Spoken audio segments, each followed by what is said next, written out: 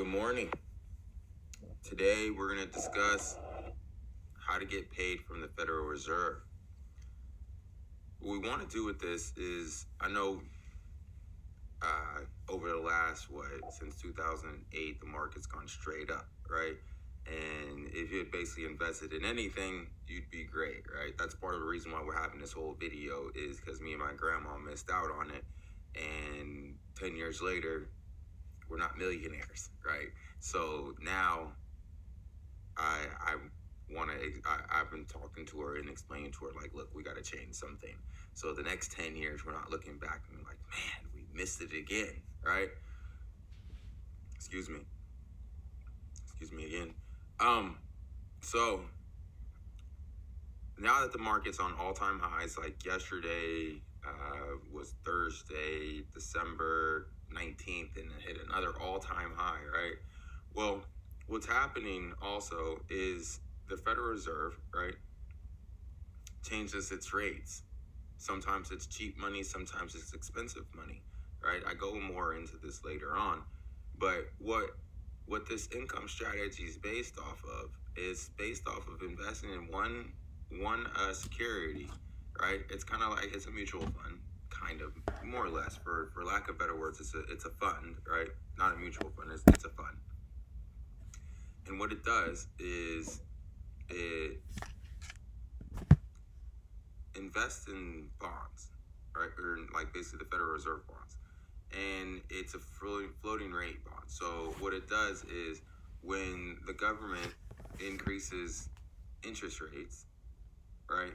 Well, it has money set on the side, right, to capitalize on that. So it's always adjusting, right?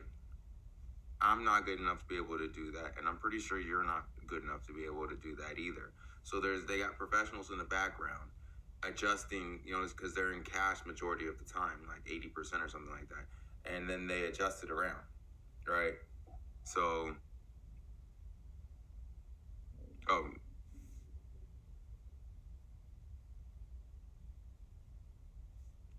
right, well, the way that they explain it is a little bit more confusing. So it invests in the bonds and it does the futures, right? So through the futures, it hedges itself even more, right? Because the futures are more liquid, right? Don't need to go into that. How does it help you? They pay you once a month, right? They're not paying you millions of dollars every month, right? But they're paying you a small stipend every month. I mean, you're not getting rich off of it, right? It's a 1.12 or 1.25% per month, right? But if you continuously get that, then you're making a decent amount of money yearly, especially if you compound it, like we'll talk about drip later on, and you reinvest that money back into the fund. But that's in a different strategy. Right now, we're solely just talking about how do we hedge ourselves against the inflation, or not inflation, excuse me, the interest rates going up, going down, going all the way around. It's confusing. You don't know how expensive money is. So let the professionals do it for you, and gain a nice little bit of money every single month off of your investment. Because that's basically what we're trying to do. That's the basis of everything, is to set ourselves up for the future. Now, with further ado, let's get into the explanation of the Federal Reserve, kind of how it came about, and there. All right. To understand the Federal Reserve, you need to understand this person right here, J.P. Morgan, and the importance on why we created the Federal Reserve. Now, a lot of people can have their, the Federal Reserve is this private, and da da da da. Rothschilds own this and they own that, and you can go down that path and have fun. But there was a reason why the United States created it, and the reason has a lot to do with this person right here, J.P. Morgan. I know we the bank, right? J.P. Morgan, right? Well, the person that created the bank is this person right here. Now, there was more reasons than just this, but part of the real reasons why we created the Federal Reserve System is because what happened in 1895, right? The United States had gone through a couple years depression, and it happened after the Civil War. As it says right here, he rescued the United States first in 1895, right? So what he did was after the Civil War, there was like it says, the boom on railroads that triggered a series of bank failures and a run on gold. So what happened is at that point in time, the country was run off of gold, the domination of gold, and you went into the bank with some gold. The banks gave you some like paper money or whatever, and I don't want to get into the banking system too much because that's not what I'm discussing right now. But to explain it easily, right, and short, that's kind of what happened, right? So what happened in 1895 is when we started going in the second year of depression, people started wanting to get their gold back, right? They didn't want the paper money anymore. They wanted the gold, right? And so they went to their banks and they went everywhere and they started to go on bank runs, right? Kind of like in the Great Depression that we know, but a little bit different because it was a little bit. It was before the central bank. It was before all that. So it was just it's the same thing that we know today in 2008 with the banking crisis. But imagine what 100 years ago before technology and things, and so it was a lot scarier and a lot more uncertain. So what J.P. Morgan did is he basically guaranteed the money and then started buying a lot of gold from overseas and replacing the gold back into the United States so that the United States wouldn't fumble, right? You get into more detail, but that's like the basis, the easiest way to explain it, right?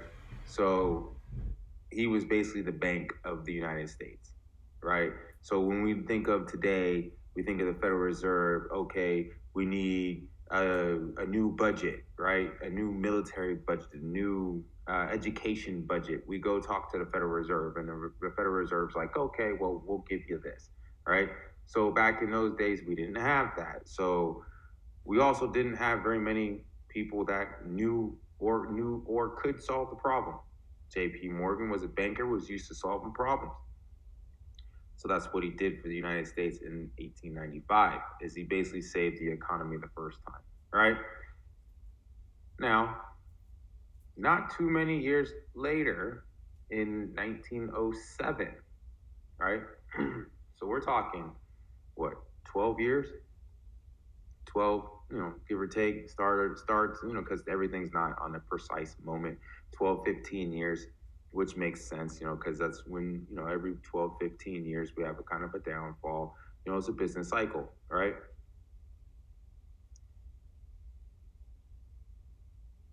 Well, eight, give or take, whatever.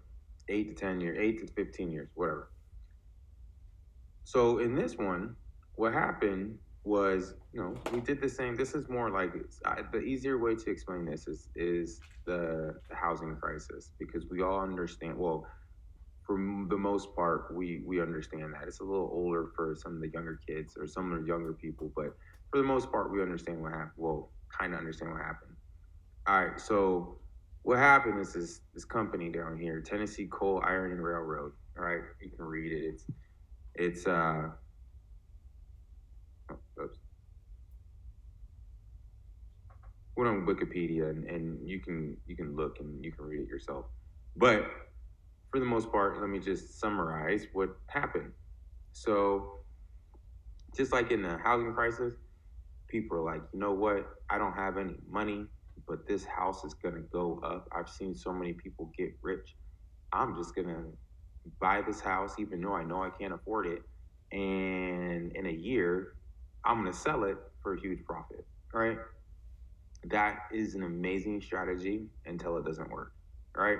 When it works, you're a genius. You get rich in a year. Your life changes. But when it doesn't work, you compound a negative situation, right? So that's kind of what this company did. All right. So they pledged $6 million of olden time money, which is a lot of money nowadays, to, $6 million. I did like 100 or a million, and it was like 23 million. So what, 6 times 23, we're looking at over 100 million. And when you're thinking of the GDP back then, that is in a staggering amount of money, right? So they borrowed a lot of money from banks that they didn't have. They gave them a piece of paper saying, basically a promissory note, right? A piece of stock saying, like, look, this is going to be worth this much money. But then the banks wanted their money back, right? And when they wanted the money back from Tennessee Coal, Iron, and Railroad Company, they didn't have it, right?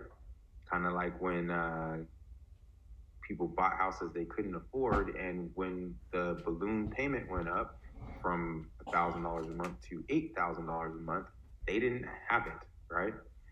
So they had to renege. Well, when you lend money to somebody, you lend a little bit more than you should, right?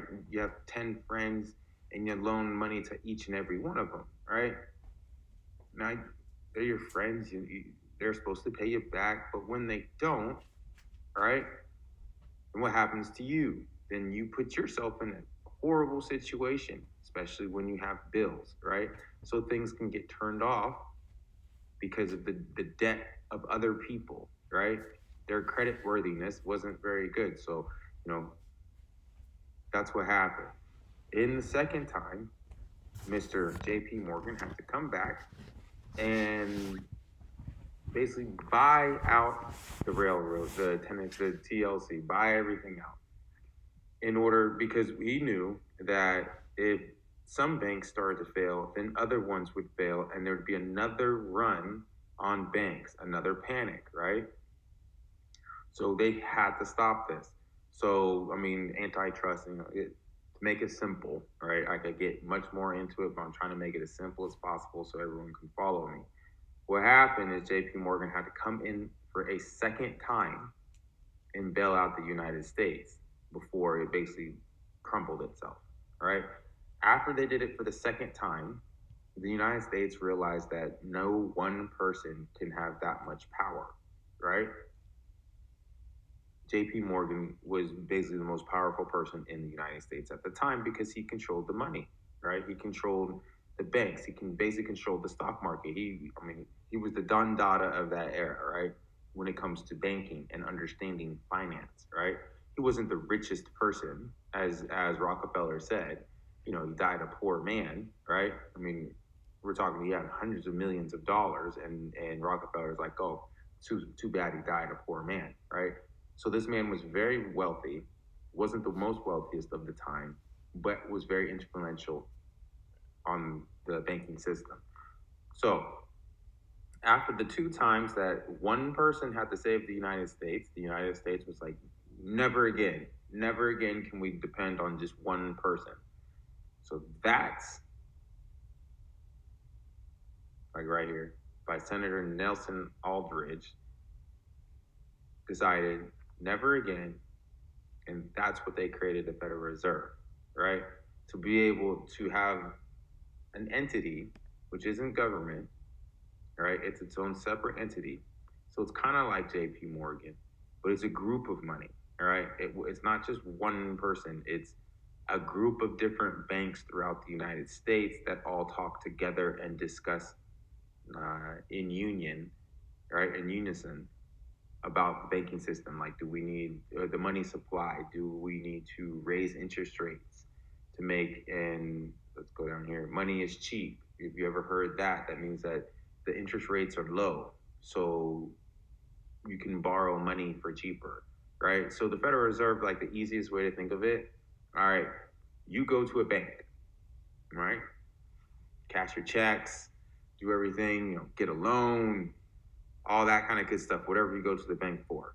Well, the bank has the Federal Reserve to do that, right? So again, I don't want to go too far into it. It will take way too long to explain, and it's not the class for this. It's really just talking about float, right? About getting in and being able to buy it. So I just wanted to give you a little bit of insight on what the like interest rates in the Federal Reserve, right? So when they raise interest rates and they make money expensive, right, to go for other people to borrow, you capitalize on that, right? If we all heard over the years, basically since 2008, the interest rates have been nothing, right? If you look back in the 80s, the interest rates were extremely high, right? Then we come into now, interest rates are low. If you go to look at Japan, I don't know if it's still that way, but it's a negative interest rate. So if you were to hold money in the bank, you actually lose money, right? They brought it, part of the reason they do that is because they're trying to stimulate spending, right? Spending, because if there's no incentive to save, then what do? You spend, right? Different class, not important right here. But what they're doing is when, and that's like supply and demand, contracting, retracting the the economy. But again, what float does, this right here. See, I mean the interest, you don't make very much money, right? But if you also look in the last 5 years, it hasn't really gone anywhere, right? So it's not get rich quick scheme by any means. It really truly is hedging against the world and hedging against interest rates. All right. Hope you learned a little bit about J.P. Morgan. Hope I didn't go too far into history and go and confuse you too much about what was happening back in the day. But yeah, that's kind of why the Federal Reserve was created, and to be a part of that behemoth and that giant, and to get paid from that grand idea. This is a great way to invest in it and can continuously just gain a small little interest off of your money. And like I said, when they make money more expensive, you'll get paid more, right? That's the whole point.